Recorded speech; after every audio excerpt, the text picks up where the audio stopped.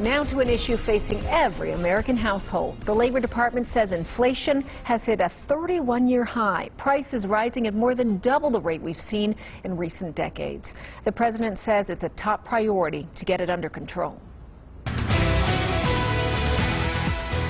New government figures show beef prices are up 20% since last year. Furniture up 12%.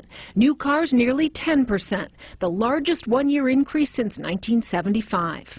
Even rent for the average apartment has shot up by more than $100 a month. COVID-19 has stretched global supply chains like never before. In Baltimore this week, President Biden insisted the problem is temporary and touted the $17 billion in the newly passed infrastructure bill that will go to modernize ports. But that won't happen fast enough to ease the current supply crunch.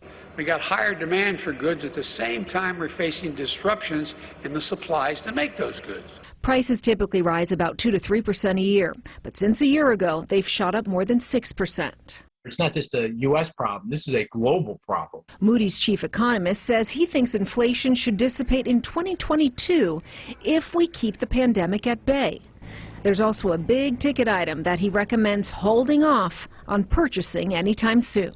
Cars, vehicles. I mean, to be real, though, even if you wanted to buy one, you might not be able to find one. There's only, believe it or not, there's only 75,000 cars on dealer lots today. In a typical time, it's closer to 500,000.